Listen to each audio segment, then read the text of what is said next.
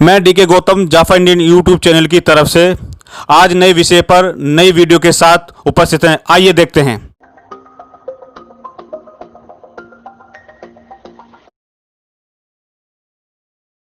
नमस्कार, मैं आप सभी का धन्यवाद करना चाहता हूं कि आज आप मुझसे महत्वपूर्ण विषय पे हमारे विचार जानने चाहे हैं। मैं सबसे पहले आप लोगों से क्षमा चाहूँगा कि पिछले कुछ दिनों से मैं जो कोरोना के केसेस बढ़ने की वजह से मेरी जो एक जिम्मेवारी बढ़ गई थी, उसकी वजह से मैं आप लोगों से थोड़ा दूर हो गया था। बहुत मुश्किल से मैं समय निकाल कर आपके समक्ष उपस्थित हुआ हूँ। जैसा कि आपने जानना चाहा है मुझसे कि अभी कोरोना वॉरियर्स जो हमारे हेल्थ केयर प्रोफेशनल हैं, उनके जो प्रॉब्लम्स चल रहे हैं, आप देखिए देश के विभिन्न भागों में, जैसे हैदराबाद में गांधी अस्पताल, वहाँ की प्रॉब्लम हो गई। दिल्ली में एमसीडी की प्रॉब्लम है, यहाँ डॉक्टरों को जो है समय पे तनख्वाह नहीं मिलना, सफाई कर्मचारियों को, कॉन्ट्रेक्चुअल एम्प्लॉइयों को क्वारंटाइन का प्रॉब्लम चल रहा है कि हेल्थ केयर प्रोफेशनल्स जो हैं, जो कोरोना वॉरियर्स हैं, ये ड्यूटी कर रहे हैं, 24 घंटे ड्यूटी कर रहे हैं और पूरी देश की सेवा में लगे हैं और इनको ही सुरक्षा सरकार नहीं दे पा रही है। आखिर ये कोरोना पॉजिटिव मरीजों के बीच कि इनको जब इनकी ड्यूटी खत्म होती है, इनकी रोटेशन, तो एक प्रोविज़न था क्वारंटाइन का, जिसको कि सरकार ने खत्म कर दिया है। इन सभी मुद्दों पे आपने हमारे विचार जानने चाहे हैं, क्योंकि अभी सुप्रीम कोर्ट ने भी इस संबंध में आदेश जारी किया है। इन सभी घटनाओं पे मैं विस्तृत रूप से एक एक करके बताऊंगा। सर्वप्रथम मैं जो है हैदराबाद के गांधी अस्पताल में जो घटना घटी उस पर चर्चा करना चाहूँगा। जैसा कि आप अभी तक जान चुके हैं कि 9 जून को मंगलवार के दिन एक कोविड पॉजिटिव पेशेंट की मृत्यु गांधी अस्पताल हैदराबाद में हो गई। उसके बाद वहाँ जो ड्यूटी पे तैनात डॉक्टर थे, PG doctor, post graduate doctor थे, उनकी पिटाई मरीज़ के रिश्तेदारों ने कर दी, क्योंकि उनमें गुस्सा था। मगर गुस्सा डॉक्टरों की वजह से नहीं होनी चाहिए। मैं सभी पूरे देशवासियों को बताना चाहता हूँ कि डॉक्टरों की वजह से नहीं होनी चाहिए। ये सरकार की विफलता है, अस्पताल प्रशासन की विफलता है कि वो आपको वो सुविधा उपलब्ध नहीं करा पा रही है। इसका गुस्सा आप हमारे डॉक्टरों पर, जो नर्सों पर, दूसरे स्वास्थ्यकर्मियों पर कृपया ना निकालें। और इसकी वजह से जो है 9 जून से ही गांधी अस्पताल के करीबन 200-300 डॉक्टर जो है हड़ताल पे बैठे थे और सरकार की असंवेदनशीलता ही इसको कही जाए कि पूरा विश्व जब कोरोना से लड़ रहा हो, तो वैसे समय भी सरकार इस मसले को तुरंत सुलझाने के बदले 4 दिन सरकार ने लगा दिया। वो भी जब सुप्रीम कोर्ट में जब हियरिंग होने लगी, तब जाके वहाँ के स्वास्थ्य मंत्री ने डॉक्टरों से बातचीत की और जो है ये हड़ताल जो है शुक्रवार को, कल जो है 12 तारीख को शाम में समाप्त हुआ। तो ये बहुत दुखद घटना है। इससे एक तो डॉक्टरों की मानसिक परेशानी बढ़ती ही है, प्लस ऐसे समय में जबकि कोरोना से पूरा विश्व लड़ रहा है, देश लड़ रहा है, तो मरीजों के इलाज पे भी असर पड़ता है।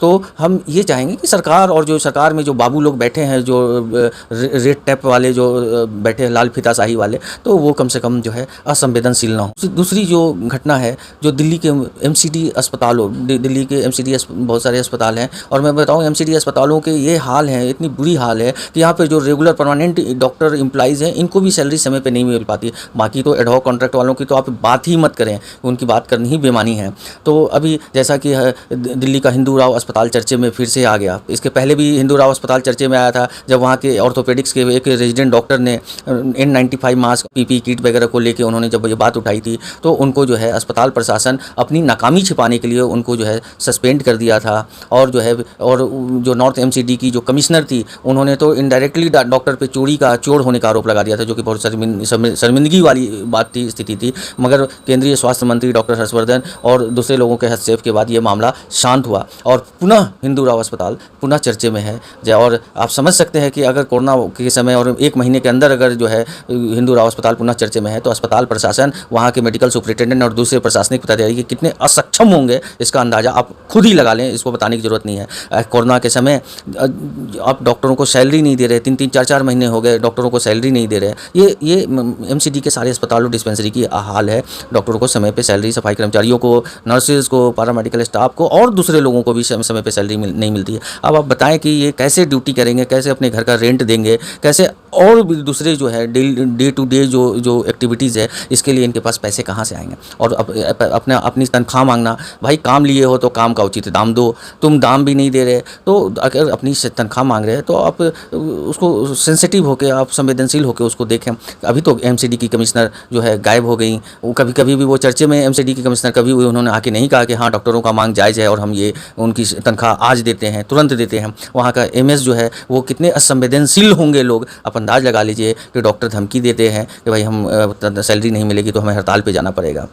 तो बहुत ही इनसेंसिटिव लोग हैं प्रशासन में बैठे हुए, चाहे वो अस्पताल प्रशासन हो, चाहे उसके बाद वाला प्रशासन हो, आप अंदाज लगा लीजिए। वैसे ही कस्तूरबा गांधी अस्पताल, ये क्योंकि ये जो चर्चे में जो मुख्य जो अस्पताल हैं, मैं उनकी बात कर रहा हूँ। जैसा कि जो दिल्ली के लोग जानते हैं, कस्तूरबा गांधी अस्पताल जामा मस्जिद के सामने स्थित है और ये वो अस्पताल है जहाँ की रोज़ जो है 400-500 डिलीवरी होती है। एक एमसीडी का वही अस्पताल है कि वो पूरे इलाके को, जो पुरानी दिल्ली के इलाके को कवर करता है। और जैसा कि कोरोना के समय दिल्ली सरकार ने अपने जो 3-4 जो मेन अस्पताल है, Loknayak hospital, GTB hospital, Rajiv Gandhi hospital, तो यहाँ पे कोविड हॉस्पिटल डिजिनेट कर दिया। इसकी वजह से यहाँ पे जो दूसरे बीमारी का जो इलाज है वो नहीं हो रहा है और जो डिलीवरीज वगैरह की जो केसेस थे, सबके लोड जो है, एडिशनल लोड मैं कहूँ कि सबके लोड जो है कस्तूरबा गांधी अस्पताल पे ही है। और ऐसे समय में डॉक्टरों को अगर सुविधा नहीं मिलेगी, सैलरी नहीं मिलेगी, तो फिर मरीज़ भी सफ़र, अगर 1 घंटे का भी अगर हड़ताल हो जाता है तो मरीज़ सफ़र करेंगे। तो मरीजों को मैं तो जो है एमसीडी प्रशासन, अस्पताल प्रशासन और भी जो लोग इससे जुड़े हैं, मैं उनसे यही कहता हूँ कि डॉक्टरों की चिंता मत करो, कम से कम मरीजों की चिंता तो करो। मरीजों को क्यों मारना चाहते हो भाई? मरीजों को तो कम से कम उनकी सेहत का ख्याल रखो। डॉक्टर कभी अपने कर्तव्य से दूर नहीं भागता, मगर आप जो प्रशासन के लोग हैं, आप इनसेंसिटिव होते जा रहे हैं। आप जो है सर से पाँव तक पता नहीं किस चीज़ में डूब गए हैं कि आपको कुछ सुनाई नहीं पड़ता, कुछ दिखाई नहीं पड़ता और हर मामले में कोर्ट को आगे आना पड़ता है। ये तो शर्म की बात है कि आपको आपके कर्तव्य का जो है ज्ञान दिलाने के लिए और सुप्रीम कोर्ट और माननीय हाई कोर्ट को आगे आना पड़ता है। तो ऐसे स्थिति में हम यही आग्रह करना चाहते हैं। ये तो दो तीन बड़े अस्पतालों का आपने जाना है, इसके अलावा बहुत सारे डिस्पेंसरीज़ हैं एमसीडी के, जहाँ पे भी डॉक्टर्स काम कर रहे हैं, नर्सेज काम कर रही हैं, पैरामेडिकल स्टाफ काम कर रहे हैं, सफाई कर्मचारी जो रेगुलर हैं उनको भी समय पे सैलरी नहीं मिलता है। इसके अलावा एमसीडी में बहुत सारे कॉन्ट्रेक्चुअल एम्प्लॉई हैं, डॉक्टर हैं, नर्सेज हैं, पैरामेडिकल स्टाफ हैं, सफाई कर्मचारी हैं, प्यून वगैरह हैं। उनकी तो स्थिति छोड़ ही दीजिए, 4-4, 5-5 महीने, ये तो किसी से छिपा नहीं है, सफाई कर्मचारियों को हर 5 महीने 6 महीने में हड़ताल करना पड़ता है तनख्वाह के लिए। ये मैं उन सफाई कर्मचारियों का धन्यवाद करना चाहता हूं कि कोरोना के समय उन्होंने जो है अपनी जान जोखिम पे रख के जो है ये पूरी दिल्ली की सेवा कर रहे हैं। तो ये एमसीडी प्रशासन को ये सोचना चाहिए, ये देखना चाहिए कि क्या कर रहे हैं आप, क्या कर रहे हैं देश की जनता के साथ, दिल्ली की जनता के साथ आप क्या कर रहे हैं। एक महत्वपूर्ण विषय ये भी है कि जो हमारे हेल्थ केयर प्रोफेशनल्स हैं, जिनको हमारे माननीय प्रधानमंत्री जी, सभी प्रदेशों के मुख्यमंत्री, पूरी देश की जनता कोरोना वॉरियर्स कहते हैं, मगर आप देखिए उस कोरोना वॉरियर्स का क्या हाल बना रखा है जो है प्रशासन के लोगों ने। तो ये जो क्वारंटाइन की जो इशू आई है, जो डॉक्टर, नर्सेज, पैरामेडिकल स्टाफ और भी दूसरे जो है सफाई कर्मचारीज वगैरह, ये जो है कोविड पॉजिटिव पेशेंट्स के टच में रह रहे हैं, सस्पेक्टेड लोगों के टच में रह रहे हैं और उनको जो है सरकार ये गाइडलाइन पहले था कि वो ड्यूटी करते वक्त जो है उनको जो है वो सुविधा उपलब्ध कराई जाएगी और उसके बाद फिर 14 दिनों का जो है मैंडेटरी जो है क्वारंटाइन सरकार की तरफ से सुविधा उपलब्ध कराई जाएगी, जिसको बाद में बदल दिया गया। अब आप ये बदल देने की वजह से देखिए बहुत बड़ी समस्या खड़ी हो गई है कि जिनके घर छोटे हैं, जिनके घर में बुजुर्ग माता पिता हैं, छोटे बच्चे हैं, तो वो क्या ये खतरा, ये जो है कोविड पॉजिटिव पेशेंट की सेवा करते वक्त जो संक्रमण अगर हुआ तो वो क्या अपने घर के, अपने पूरे परिवार के साथ जो है उनको भी संक्रमित कर दें। सरकार की ये गाइडलाइन थी। ये बाबू लोग जो हैं, ये लाल फीता वाले जो लोग बैठे रहते हैं, जो एसी कमरे में बैठ के जो ये सरकार चलाने की कोशिश करते हैं और शासन चलाने की कोशिश करते हैं, उन्हें इतनी भी उनकी सोच पता नहीं कहाँ चली गई है। उन्हें इतनी भी ये समझ में नहीं आती कि भाई तुम तो लोगों से मिलने से डरते हो, तुम तो नहीं मिलते किसी से, तुम्हें तो कोरोना संक्रमण का डर रहता है। और हमारे डॉक्टर, नर्सेज, पैरामेडिकल स्टाफ, सफाई कर्मचारी, एनओज वगैरह हैं जो पूरी सिस्टम में, तो आप इनको जो है क्वारंटाइन की सुविधा जो है आपने इनका ख़त्म कर दिया। आपको लगता है कि बहुत एडिशनल खर्च हो रहा है, अब तो आप हमारे लोगों की जान जोखिम में और हमारे परिवारों की जान जोखिम में क्यों डालना चाहते हैं। मैं सुप्रीम कोर्ट का, दिल्ली हाई कोर्ट का धन्यवाद करना चाहता हूं कि माननीय न्यायालय इस मामले में आगे आके और उन्होंने स्पष्ट निर्देश दिया है कि भाई जो है क्वारंटाइन कराई जाए, हाई रिस्क जो एक्सपोजर वाले जो केसेस हैं उसमें कराई जाए। एक और मुद्दा जो था, जो कि हमने पहले भी ये बात उठाई थी और हमारे कॉन्ट्रैक्चुअल एम्प्लॉई एसोसिएशन भी लगातार उठा रहे हैं कि जो कॉन्ट्रैक्ट के एम्प्लॉई हैं, जो वर्षों से 10-15 साल, 18 साल से काम कर रहे हैं, सबको रेगुलराइज कर देने की ये पहले से भी बात चल रही है, कोरोना संकट के पहले से चल रही है। मैं मानवीय आधार पे माननीय प्रधानमंत्री जी से, हर प्रदेश के मुख्यमंत्री और हमारे दिल्ली के माननीय मुख्यमंत्री श्री अरविंद केजरीवाल जी से आग्रह करना चाहता हूँ कि आप जो है संवेदनशील होकर, आप संवेदनशील हैं, मुझे पता है कि आप संवेदनशील हैं, तो मैं आपसे आग्रह करना चाहता हूं कि एलजी महोदय से बात करके जो है हमारे कॉन्ट्रैक्ट के जो चाहे एमसीडी में वो काम कर रहे हो, डॉक्टर, नर्सेज, पैरामेडिकल स्टाफ, सफाई कर्मचारी या दिल्ली सरकार के अस्पताल में, आप सबको रेगुलराइज करा दें। जो 4 साल 3 साल से ज़्यादा जिनकी कॉन्ट्रैक्ट पे नौकरी हो गई है, आप उनको नौकरी, उनको कम से कम ये पुरस्कार दें, उनको ये सम्मान दें। लोग आपको इतिहास याद रखेगा कि आपने कोरोना की लड़ाई लड़ने वाले कॉन्ट्रैक्ट के डॉक्टर, नर्सेज, पैरामेडिकल स्टाफ, सफाई कर्मचारी, वार्ड बॉयज़ वगैरह को आपने रेगुलराइज कर दिया। तो अंत में मैं प्रधानमंत्री और हर प्रदेश के मुख्यमंत्री से ये अनुरोध करना चाहूँगा कि जो हमारे जो डॉक्टर्स, नर्सेज, पैरामेडिकल स्टाफ है, उनकी सैलरी जो है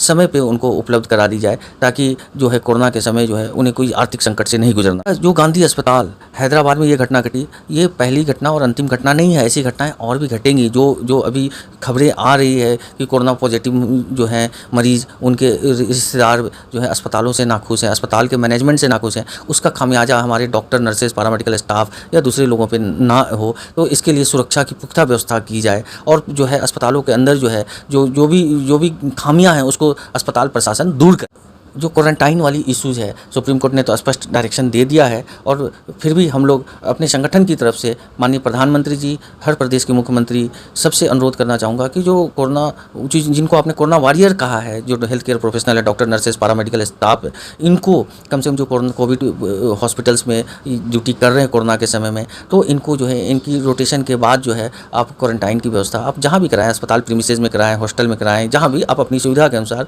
आप, मगर इनको अपने परिवार से दूर रहने के लिए आप क्वारंटाइन की व्यवस्था सरकार अपने खर्च पे कराए। एम्प्लॉइज के रेगुलराइजेशन की बात की तो मैं पुनः जो है अनुरोध करना चाहूँगा कि सरकार इसको मानवीय आधार पे, जो है हमारे कॉन्ट्रेक्चुअल एम्प्लॉई हैं, एमसीडी में हो, चाहे दिल्ली सरकार में हो, चाहे अन्य राज्य सरकारों में, सब लोग इनको रेगुलराइज कर दें। यही इनका प्राइज़ होगा, यही इनकी सम्मान होगा। जो बहुत दुखद, जिसकी हमने चर्चा की कि हम ये देखने में आ रहा है कि जो हमारे जो डॉक्टर, नर्सेज, पैरामेडिकल स्टाफ, ये जो कोरोना की लड़ाई लड़ रहे हैं, जो कोविड हॉस्पिटल्स वगैरह में ड्यूटी कर रहे हैं, कुछ लोग संक्रमित हो जा रहे हैं। संक्रमित होने के बाद ये देखने में आ रहा है कि इनको ही अस्पतालों में बेड नहीं मिल रहा है, इनको ही आईसीयू में बेड नहीं मिल रही है, इनका ही इलाज नहीं हो रहा है, जो कि बहुत दुखद घटना है। इसे लगता है कि इसके लिए हम लोग भी कम जिम्मेवार नहीं हैं।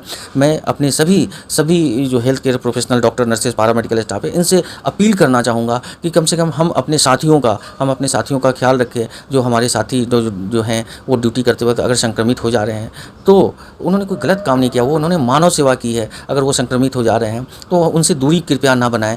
सारी सुरक्षा मानकों का ध्यान रखते हुए अगर कोई डॉक्टर, कोई नर्सेज, कोई पैरामेडिकल स्टाफ कोविड जो है पॉजिटिव अगर आता है और आपके अस्पताल में पहुंचता है तो आप पूरा अटेंशन दें, पूरी उसकी सेवा करें, उनको भर्ती करें, जो भी हो उनके, तो ऐसे उनकी मौत नहीं होनी चाहिए। देश के अलग अलग शहरों से खबर आ रही है कि डॉक्टरों की मृत्यु हो रही है, नर्सेज के। अभी जब मैं आपसे बात करने के लिए बैठा हूँ तो अभी तुरंत मुझे पता चला कि भाई कोई ESI हॉस्पिटल की कोई नर्स थी जो कि नोएडा में उनका आज डेथ हो गया। तो ये हो रहा है और सही आंकड़े जो है सामने नहीं आ पा रहे हैं, जो छिटपुट घटनाएं आ रही है, मगर बहुत ही चिंताजनक बात है। और हेल्थ केयर प्रोफेशनल और जो है हमारे पुलिस वाले जो हैं ये सबसे ज़्यादा रिस्क पे हैं। तो मैं अपने हेल्थ केयर प्रोफेशनल, सरकार, सबसे अपील करना चाहूँगा कि इनकी इलाज, इनकी देखभाल की पे पूरा अटेंशन दिया जाए कि ये नेग्लेक्टेड ना हो और बिना इलाज की इनकी मौत ना हो। आप सभी ने मुझे सुना, मेरे विचारों को जानना चाहा, इसके लिए मैं आपका पुनः धन्यवाद करना चाहता हूँ।